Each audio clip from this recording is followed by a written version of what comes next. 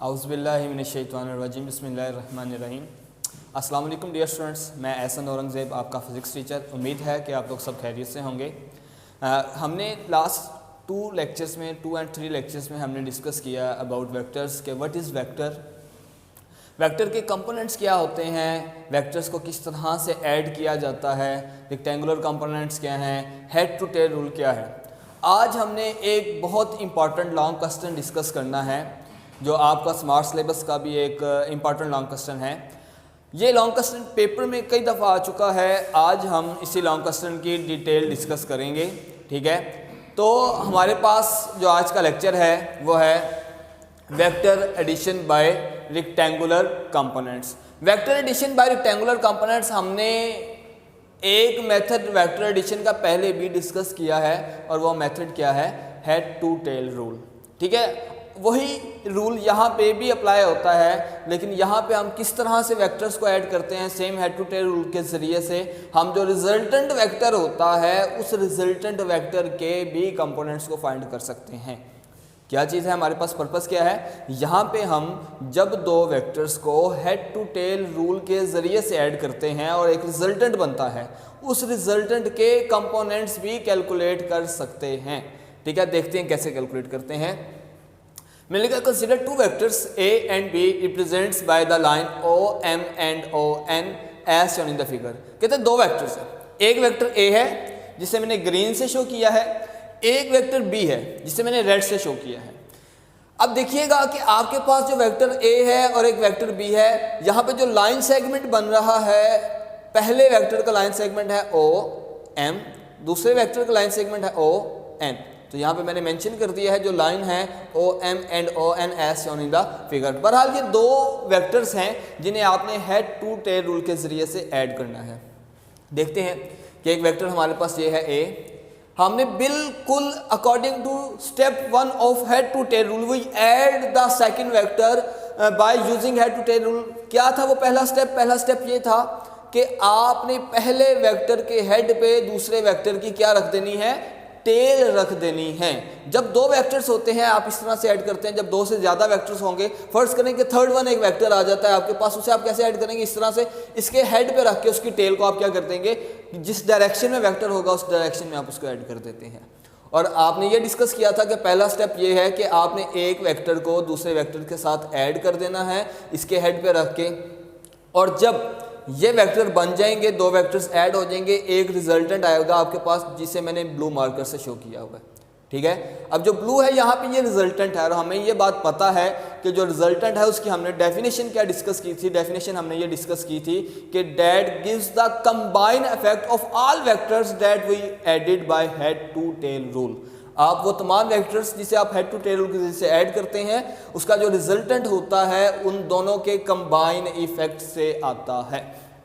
अब मैंने क्या किया, देखिएगा, गौर कीजिएगा, एक वेक्टर A है, इस वेक्टर के मैंने 2 कंपोनेंट्स बनाए हैं। एक कंपोनेंट जो कि इस एंगल से, जिस एंगल पे आपके पास ये वेक्टर ड्रा किया गया है, फर्ज करें ये एंगल आपके पास वेक्टर A का है, ये आपके पास रिजल्टेंट का है। अब कहते हैं जिस एंगल पे आपका वेक्टर A है, आपको पता है कि एंगल के सामने वाली चीज़ क्या होती है, परपेंडिकुलर होती है, और परपेंडिकुलर चूंकि ये y एक्सिस है तो इसे आप क्या कह देते हैं, y कंपोनेंट कह देते हैं, ठीक है। तो A वेक्टर के सामने जो कंपोनेंट है ये y कंपोनेंट आ गया, ठीक है। उसके बेस में जो कंपोनेंट है वो कौन सा कंपोनेंट हो जाता है, वो x कंपोनेंट हो जाता है। ये 2 कंपोनेंट्स हमने डिस्कस कर लिए वेक्टर A के। सेम ये इस तरह की डायग्राम हमने कल के लेक्चर में भी डिस्कस की थी। अब देखिए ऊपर वाला भी एक वेक्टर है, ये वाला वेक्टर B है। अगर इस वेक्टर के मैं कंपोनेंट्स बनाता हूं तो इस वेक्टर के कंपोनेंट्स कैसे बनेंगे, देखिएगा कि आपके पास इस वेक्टर के सामने वाला जो आपके पास y एक्सिस के पैरेलल कंपोनेंट आ रहा है, अकॉर्डिंग टू y एक्सिस आ रहा है, वो आपके पास कौन सा कंपोनेंट बनता है, वो y कंपोनेंट बनता है। जो अलोंग द x एक्सिस होता है इसे कौन सा कंपोनेंट कहते हैं, इसे x कंपोनेंट कहते हैं। सिंपल, मैंने इसे by और bx का नाम दे दिया है। अब मुझे नजर आ रहा है कि ये वाली जो लाइन है ms वो QR की इक्वल आ रही है, तो ये वाला कंपोनेंट bx था, तो ये वाला कंपोनेंट भी मैंने bx कह दिया ताकि आगे जाके मुझे पता हो कि हर लाइन की क्या मैग्नीट्यूड है। पर यहाँ पे देखिएगा कि इस कंपोनेंट में जो आपके पास y का आपने वर्टिकल कंपोनेंट डिस्कस किया, जो ग्रीन से शो किया मैंने, ये y कंपोनेंट है और y कंपोनेंट के सामने वाली जो लाइन है जो कि पैरेलल लाइन है, जो कि इक्वल डिस्टेंस है, हमने उसे भी क्या कह दिया कि वो भी क्या है, सेम है आपके पास, वो भी a का y कंपोनेंट आ गया। ठीक है जी। बहरहाल मैंने यही बताया है आपको, आपने हेड टू टेल रूल के जरिए से दो वेक्टर्स को ऐड किया है, एक वेक्टर ए है, दूसरा वेक्टर बी है, रिजल्टेंट आपके सामने है। इस रिजल्टेंट के जो कंपोनेंट्स बन रहे हैं, जो अलोंग द आपके पास वर्टिकल कंपोनेंट है, ये आपके पास वाई कंपोनेंट है, जो किसके इक्वल आ रहा है, बी वाई प्लस ए वाई। हम इसको मजीद डिस्कस करते हैं आगे।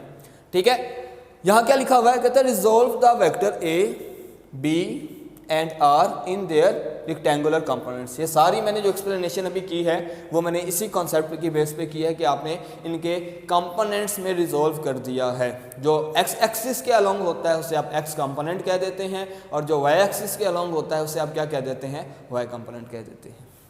अब आगे हम एक्स कंपोनेंट निकालते हैं, लेकिन किसका, जो आपके पास रिजल्टेंट आया है। ठीक है, तो रिजल्टेंट का एक्स कंपोनेंट कैसे निकलेगा, मैंने यहाँ पे लिख दिया है कि जो रिजल्टेंट है आपके पास वो ब्लू से शो किया मैंने, ये रिजल्टेंट है। इस रिजल्टेंट का एक्स कंपोनेंट की बात कर रहा हूँ तो अलोंग द एक्स एक्सिस होगा। तो अलोंग द एक्स एक्सिस क्या चीज़ है आपके पास, ओ से लेके आर तक, ये आ गया आपके पास।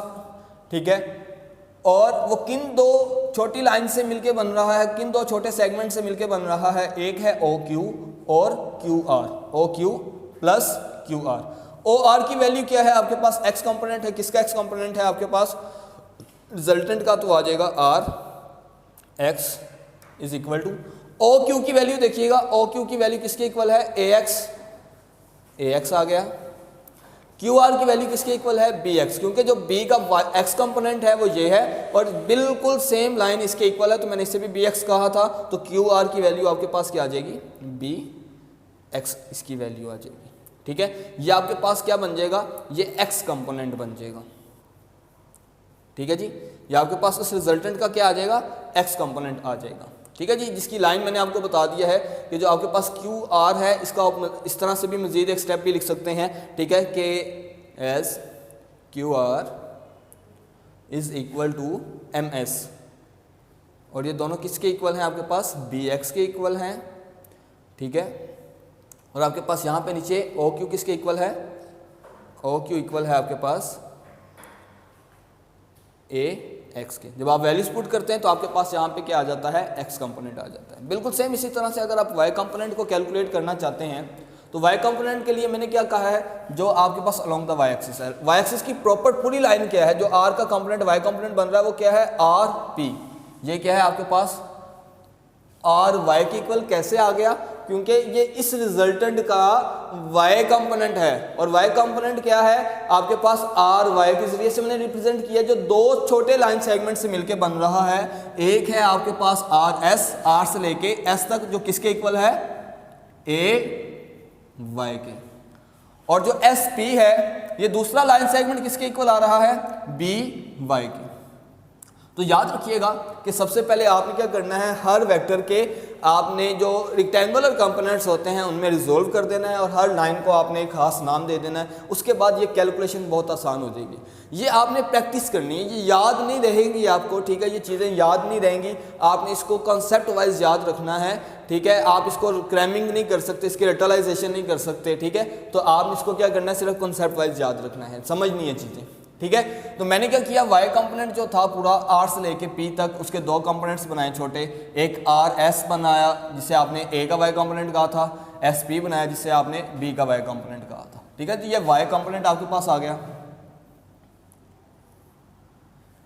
इसके बाद मैंने ये मेंशन कर दिया है कि आर एक्स इसके इक्वल है, आर पी इसके इक्वल है, जो कि इस तरह से आपको प्रूव होता है। रिजल्टेंट वेक्टर की बात करते हैं तो रिजल्टेंट वेक्टर अगर देखते हैं कि ये आर आपके पास रिजल्टेंट वेक्टर आया था जो मैंने ब्लू से रिप्रेजेंट किया है, ये resultant vector O P line, ठीक है, साथ एरो हेड, ये वाला मैंने आपको एक वेक्टर शो कर दिया जो कि क्या है, आर है। ओ आर किसके इक्वल है जी, ओ से लेके आर देखें क्या है आपके पास, ओ आर, ये आपके पास क्या है, ये एक्स कंपोनेंट है, ये क्या है आपके पास, एक्स कंपोनेंट है। आर पी की बात करते हैं तो आर पी आपके पास क्या है कि आर से लेके पी तक आपके पास कौन सा कंपोनेंट आ जाता है, वाई कंपोनेंट आ जाता है। ठीक है। तो ये आपने क्या कर दिया, जो रिजल्टेंट आपके पास आया है उसके आपने क्या कर दिया, कंपोनेंट्स को वेक्टर फॉर्म में लिख दिया है। ठीक है। तो अगर आप इसको मजीद ओपन करके लिखना चाहते हैं तो मैग्नीट्यूड साथ आप एक यूनिट वेक्टर को ऐड करते हैं और हमें ये पता है कि एक्स एक्सिस के अलोंग कौन सा यूनिट वेक्टर आता है, आई आता है, और वाई एक्सिस के अलोंग आपके पास कौन सा यूनिट वेक्टर आता है, जे आता है। ठीक है। ये दो वेक्टर्स है जिनके मैंने दोनों कंपोनेंट्स जो कि प्लेन में हैं, तो मैंने ये आपको बता दिया कि किस तरह से आपके पास ये रिजल्टेंट वेक्टर की फॉर्म जो आ गई, आपके पास वेक्टर फॉर्म आ गई। अच्छा जी, मैग्नीट्यूड ऑफ रिजल्टेंट आर। अब ये देखें, जो ब्लू से मैंने रिप्रेजेंट किया ये चीज़, ये आपके पास एक राइट एंगल ट्राइंगल है, और राइट एंगल ट्राइंगल में जो ये वाली चीज़ है ये आपके पास क्या है, ये रिजल्टेंट है। और रिजल्टेंट की मैग्नीट्यूड निकालने के लिए पाइथागोरस थ्योरम का मैंने कल भी जिक्र किया था, आज दोबारा बता देता हूँ कि पाइथागोरस थ्योरम क्या होता है। वो ये होता है कि hypotenuse square is equal to base square plus perpendicular square. अब हाइपोटेन्यूज क्या है आपके पास, हाइपोटेन्यूज देखिएगा, ये जो लाइन सेगमेंट बन रहा है ओ से पी तक, उस लाइन सेगमेंट को आपने ओ से पी तक मेंशन कर दिया। बेस क्या है आपके पास, ओ से लेके आर तक। तो ये आपने चूंकि रिजल्टेंट वेक्टर की बात कर रहे हैं तो पूरी डायग्राम आ जाएगी आपके पास।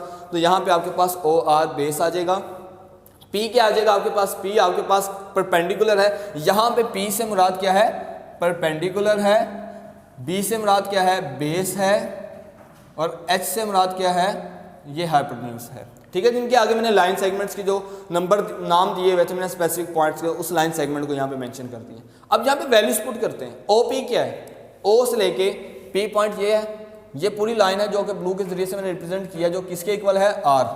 आर की मैग्नीट्यूड आ जाएगी इक्वल किसके आ जाएगी, ओ आर। ओ से लेके आर तक ये है जो किसके इक्वल है, एक्स कंपोनेंट के इक्वल है। ये एक्स कंपोनेंट का क्या आ जाएगा, स्क्वायर आ जाएगा। और जो आपके पास आर से लेके पी तक है जो कि परपेंडिकुलर है, आर से पी, इस एंगल के लिहाज से जो परपेंडिकुलर है वो किसके इक्वल है, आर वाई के, वाई कंपोनेंट आ जाएगा उसका स्क्वायर। अब बोथ साइड पे आप क्या करते हैं, स्क्वायर रूट ले लेते हैं। तो आपके पास स्क्वायर रूट से कैंसिल आउट होने के बाद R is equal to square root R x square plus R y square आ जाता है। ठीक है। अब यहाँ पे स्क्वायर कैंसिल आउट नहीं होगा क्योंकि दरमियान में क्या आ गया है, प्लस आ गया है। अगर दरमियान में कोई प्लस या माइनस आ जाता है तो आपके पास ये स्क्वायर रूट से कैंसिल आउट नहीं होगा। अब अगर डायरेक्शंस की बात करते हैं, और डायरेक्शन के लिए मैंने आपको बताया था कि थर्ड ट्रिग्नोमेट्रिक रेशियो का इस्तेमाल करते हैं जो कि टेन थीटा इक्वल होती है परपेंडिकुलर ओवर बेस। अब यहाँ पे परपेंडिकुलर क्या है देखिएगा, अभी मैंने बताया आर से पी तक परपेंडिकुलर है। ठीक है, जिसे आप पी आर भी कह सकते हैं। ओ से आर तक आपके पास क्या है, बेस है। तो ओ से आर आपके पास बेस है, तो यहाँ पे आपने बेस की जगह क्या मेंशन कर दिया, ओ आर पुट कर दिया। अब टेन थीटा, अब पी आर की वैल्यू देखिएगा क्या है, पी से लेके आर तक की वैल्यू अभी मैंने बताया किसके कंपोनेंट क्या है, वाई कंपोनेंट है आपके पास। ठीक है। अब देखिएगा कि आपके पास क्या है, आपके पास बेस क्या है, एक्स कंपोनेंट है, तो यहाँ पे क्या आ जाएगा, आर एक्स। अब हमें ये पता है कि टेन को इक्वल की दूसरी साइड पे लेके जाते हैं, जाके क्या हो जाएगा, वो टेन इनवर्स हो जाता है, आगे आ जाएगा R y over R x. अब हमें ये भी पता है कि आर वाई जो रिजल्टेंट आपने रिजल्टेंट का एक्स कंपोनेंट और वाई कंपोनेंट की वैल्यू निकाली है, आर एक्स की वैल्यू आई है A x plus B x, R y की वैल्यू आई है ए वाई बी वाई। अब यहाँ पे आप वैल्यूज भी पुट कर सकते हैं कि theta is equal to tan inverse A y plus B y divided by A x plus B x. ये आपके पास क्या आ जाएगा, ये एंगल आ जाएगा आपके पास। आप सिंपल यहाँ पे भी आर वाई और आर एक्स की वैल्यू पुट कर सकते हैं, पुट करते हैं आप। ठीक है, जब वैल्यू पुट कर देंगे आर एक्स आर वाई की वैल्यू, यहाँ पे आ जाएगा ए एक्स प्लस ए वाई का स्क्वायर, यहाँ पे आ जाएगा ए वाई प्लस बी वाई का स्क्वायर आ जाएगा। ठीक है जी। अब मैंने आगे मेंशन क्या किया है कि for more than two coplanar vectors, ठीक है, कोप्लेनर वेक्टर्स की बात कर रहा है। अब टू कोप्लेनर वेक्टर कौन से वेक्टर होते हैं जो कि एक ही प्लेन पे होते हैं। देखें ये एक ही प्लेन पे, ये मैंने जो ए वेक्टर डिस्कस किया है, जो मैंने बी वेक्टर डिस्कस किया है, जो मैंने उनका रिजल्टेंट डिस्कस किया है, वो सारे एक ही एक्स वाई प्लेन पे आ रहे हैं, एक ही टू डायमेंशनल ग्राफ में आ रहे हैं। इसलिए आप इसे क्या कह देते हैं, कोप्लेनर वेक्टर। अगर दो से ज़्यादा हो जाते हैं तो एक्स कंपोनेंट क्या बनेगा, सेम आर एक्स किसके इक्वल आया था, ए एक्स प्लस बी एक्स। अगर दो से ज़्यादा हो जाएंगे तो क्या आ जाएगा, सी एक्स प्लस सो चलता जाएगा। ठीक है, डी एक्स ई एक्स एफ एक्स, तो आपके पास जितने भी एक्स कंपोनेंट होंगे उन सबको ऐड करके रिजल्टेंट का क्या आ जाएगा, एक्स कंपोनेंट आ जाएगा। बिल्कुल इसी तरह से वाई कंपोनेंट जो बनेगा आपका वो क्या बनेगा, बिल्कुल इसी तरह से वाई कंपोनेंट सबको ऐड कर दें आप, B y C y plus D y. जितने भी आप कोप्लेनर वेक्टर्स, जितने भी वेक्टर्स लेते हैं 2 डायमेंशन के अंदर और उसे आप हेड टू टेल रूल के ज़रिए से ऐड करते हैं और उनका जो रिजल्टेंट आता है उस रिजल्टेंट का एक्स कंपोनेंट इन सारे वेक्टर्स के एक्स कंपोनेंट को प्लस करके आएगा, उसका वाई कंपोनेंट उन सारे वेक्टर्स के वाई कंपोनेंट को प्लस करके आएगा। मैग्नीट्यूड कैसे आएगी, मैग्नीट्यूड का हमने ये फॉर्मूला डिस्कस किया है कि r is equal to square root. अब मैंने आपको भी बताया कि आर एक्स का स्क्वायर है, आर वाई का स्क्वायर है, और आर एक्स यहाँ पे क्या है, अगर 2 से ज़्यादा कोप्लेनर वेक्टर्स होंगे आएगा A x plus B x plus C x plus so उनका स्क्वायर आ जाएगा, ठीक है, प्लस इसी तरह से आपके पास आ जाएगा।